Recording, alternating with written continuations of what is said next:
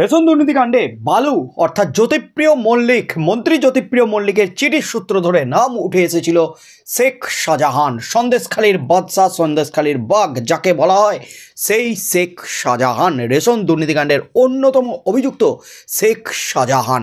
শেখ শাহজাহানের বাড়িতে তল্লাশি চালাতে যায় ইডি, কারণ তার বাড়িতে লোকানো আছে কোটি কোটি টাকার চকের ধন। সেই চকের ধন উদ্ধারে আচমকা সাত সকালে 5ই জানুয়ারি ইডি পৌঁছে যায় শাহজাহানের বাড়িতে। কিন্তু শাহজাহানের বাড়িতে পৌঁছালেই ইডির উপর আক্রমণ করেন তৃণমূল কর্মী সমর্থকরা।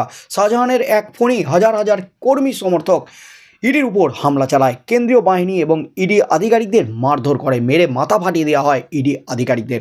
তারপর থেকে কেটে গেছে 1 মাস, তুমুল শোরগোল পড়ে গেছে রাজ্য রাজনীতিতে। নড়ে চড়ে বসেছে কেন্দ্র সরকার, নবান্নের কাছে রিপোর্ট তলব করেছে কেন্দ্র ইডির উপর হামলার ঘটনায়। তারপর থেকে কিন্তু রাজ্যে আইন শৃঙ্খলা নিয়ে বারবার প্রশ্ন উঠে গেছে। বিচারপতি অভিজিৎ গঙ্গোপাধ্যায় তিনি প্রশ্ন তুলে দিয়েছেন রাজ্যে আইন শৃঙ্খলা নিয়ে। রাজ্যে আইন শৃঙ্খলা ভেঙে পড়েছে, কেন ঘোষণা করছেন না রাজ্যপাল সিবি আনন্দ বোস? এমনই প্রশ্ন তুলেছিলেন বিচারপতি অভিজিৎ গঙ্গোপাধ্যায়। রাজ্যপালও কিন্তু চুপ করে বসে থাকেননি, তিনিও কিন্তু অ্যাকশন নিয়েছেন। তিনিও কিন্তু কড়া নির্দেশ দিয়েছেন শেখ শাহজাহানকে যে কোনো মূল্যে গ্রেপ্তার করতে হবে। শেখ শাহজাহানের গ্রেপ্তারের নির্দেশ কলকাতা হাইকোর্টেরও। এমনকি জামিন মামলাতে বড় ধাক্কা খেয়েছেন শেখ শাহজাহান, তার জামিন মামলা চলছে ইডি আদালতে। আর ঠিক সেই মুহূর্তে এখনও পর্যন্ত 33 দিন পেরিয়ে গেছে, এখনও নিখোঁজ শেখ শাহজাহান, সন্দেশখালীর বাদশা শেখ শাহজাহান। শেখ শাহজাহান কোথায় আছে, এই প্রশ্নের উত্তর কিন্তু এখনও অধরা। অথচ তিনি গোপন ডেরা থেকে আদালতে বারবার বার্তা পাঠাচ্ছেন, আদালতে জামিনের জন্য আবেদন করেছেন এবং সেই আবেদনপত্রে সই করেছেন শেখ শাহজাহান নিজেই। তার বাংলাদেশ পালিয়ে যাওয়ার জল্পনাও কিন্তু উস্কে গিয়েছিল রাজ্য রাজনীতিতে। এমনকি রাজ্যের বাইরে আছেন শেখ শাহজাহান, এমনই দাবি করা হয়েছিল রাজ্যের মন্ত্রী অখিলগিরির তরফ থেকে। কিন্তু শেখ শাহজাহান কাণ্ডের মধ্যেই এবার সন্দেশখালীতে একেবারে হুলস্থুল কাণ্ড।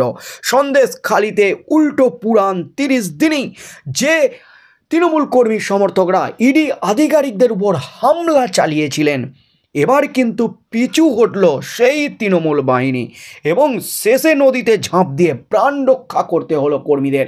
এই মুহূর্তে সবচেয়ে বড় খবর, একেবারে সরগরম সন্দেশখালী, হুলস্থুল কাণ্ড, ধুমধুমার কাণ্ড বেঁধে গেল সন্দেশখালীতে। তৃণমূল কর্মীদের নদীর জলে ঝাঁপ দিয়ে প্রাণ রক্ষা, তাতেই কিন্তু তোলপাড় রাজ্য রাজনীতি। রেশন দুর্নীতি মামলায় তদন্তে গত মাসে শেখ শাহজাহানের বাড়িতে তল্লাশি করতে গিয়ে পিছু হটতে হয়েছিল ইডিকে। আক্রান্ত হয়েছিলেন কেন্দ্রীয় তদন্তকারী সংস্থার আধিকারিকরা। সেই ঘটনার 33 দিনের মাথায় শাহজাহানের ডেরা সেই সন্দেশখালীতে উল্টো পুরাণ। এবার পিছু হটতে হলো তৃণমূল বাহিনীকে। পরিস্থিতি এমন পৌঁছায় যে শেষমেশ নদীতে ঝাঁপ দিয়ে প্রাণ বাঁচাতে হলো শাসক দলের কর্মী সমর্থকদের। সন্দেশখালীতে বাইক মিছিলের কর্মসূচি ছিল তৃণমূলের। সন্দেশখালী 2 নম্বর ব্লকের ত্রিমোহিনী থেকে কাহারপাড়া, দাসপাড়া, পাত্রপাড়া সহ একাধিক গ্রামে কেন্দ্রীয় বঞ্চনার প্রতিবাদে সেই মিছিল হচ্ছিল। সেই সময় পাল্টা মিছিল করেন গ্রামবাসীদের একাংশ, তাতেই দুপক্ষের মধ্যে সংঘর্ষ বেঁধে যায়। গ্রামবাসীদের অভিযোগ, শাহজাহান ঘনিষ্ঠরা তাদের মাছের ভেড়ি জোর করে দখল করে নিয়েছেন। পুলিশের কাছে অভিযোগ জানাতে গিয়েও কোনো সুরাহা হয়নি। স্থানীয় সূত্রে খবর, গ্রামবাসীদের মিছিলে সিপিএম ও বিজেপি কর্মী সমর্থকরা যোগ দেন। এরপরে আর এঁটে উঠতে পারেননি তৃণমূল কর্মী সমর্থকরা। গ্রামবাসীদের একেবারে তাড়া খেয়ে এলাকা ছাড়তে হয় তাদের। কয়েকজনকে বাঁশ, লাঠি, সোঁটা দিয়ে বেধড়ক মারধর করা হয় বলে অভিযোগ। প্রকাশ্যে আসা ভিডিওয় দেখা গেছে গ্রামবাসীদের তাড়া খেয়ে কয়েকজন তৃণমূল কর্মী নদীতে ঝাঁপ দিচ্ছেন। তারপর সাঁতরে নদীর প্রায় মাঝামাঝি গিয়ে নৌকোয় উঠতে দেখা গেছে তাদের।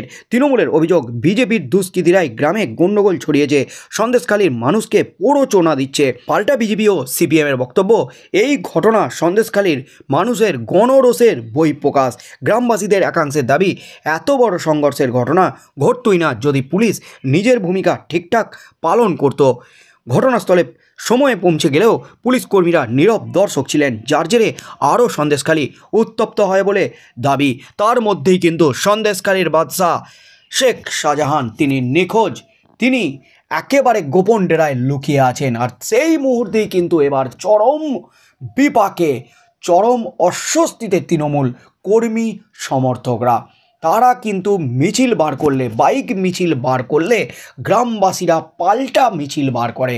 দুপক্ষের মধ্যে সংঘর্ষ বাধে এবং তৃণমূল কর্মী সমর্থকদের থেকে গ্রামবাসীদের সংখ্যা আরও বেশি হয়ে যায়। তাদের মাছের ভেড়ি দখল করে নেওয়ার অভিযোগ ওঠে শাহজাহানের ঘনিষ্ঠ কর্মী সমর্থকদের বিরুদ্ধে এবং তাদের উপর আক্রমণ চালায় গ্রামবাসীরা।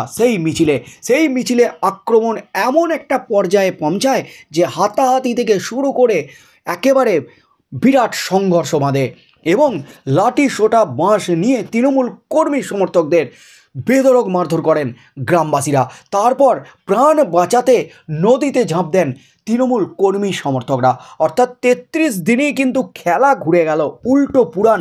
যে ইডির আধিকারিকদের ওই তৃণমূল কর্মী সমর্থকরা লাঠি সোটা বাঁশ দিয়ে বেধড়ক মারধর করে মাথা পাঠিয়ে দিয়েছিলেন, পিছন পিছন ধাওয়া করে এলাকা ছাড়া করেছিলেন, কেন্দ্রীয় বাহিনীর জওয়ানদের এলাকা ছাড়া করেছিলেন, তাদের উপর হামলা চালিয়েছিলেন, সেই তৃণমূল কর্মী সমর্থকরাই এবার আক্রান্ত। এবার কিন্তু গ্রামবাসীদের হাতে আক্রান্ত। যে গ্রামবাসীরা শেখ শাহজাহানের ভয়ে এতদিন পর্যন্ত নিজেদের গুটিয়ে রেখেছিলেন, যেই শেখ শাহজাহান বেপাত্তা, তার উপরে ঝুলছে গ্রেপ্তারের খাড়া। শাহজাহান গোপন ডেরা থেকে বেরোলেই তাকে গ্রেপ্তার করবে ইডির রাজ্য পুলিশ। ঠিক সেই মুহূর্তেই কিন্তু তার ঘনিষ্ঠ অনুগামী তৃণমূল কর্মী সমর্থকদের উপর চড়াও হলো গ্রামবাসীরা। একেবারে ফয়সালা ইন দ্য স্পট। লাঠি সোটা বাঁশ দিয়ে বেধড়ক মারধর এবং তৃণমূল কর্মী সমর্থকরা নদীর জলে ঝাঁপিয়ে প্রাণ বাঁচালেন এবং সাঁতরে মাঝ জলে গিয়ে তারা নৌকো ধরে পালালেন। এমনই কিন্তু খবর উঠে আসছে। একটি ভিডিও কিন্তু ভাইরাল হয়েছে সমাজ মাধ্যমে। সেই ভিডিওতে কিন্তু একেবারে বিস্ফোরক বীভৎস চিত্র সামনে এসেছে। সব মিলিয়ে কিন্তু হুলস্থুল একেবারে শেখ শাহজাহানের এলাকা সন্দেশখালী। শেখ শাহজাহান কবে ধরা পড়েন, কবে গোপন ডেরা থেকে বেরোন শেখ শাহজাহানের বিরুদ্ধে কী স্টেপ নেয় রাজ্য পুলিশ, ইডি, সিবিআই এবং কেন্দ্রীয় বাহিনী, সেদিকেই চোখ থাকবে গোটা রাজ্যের।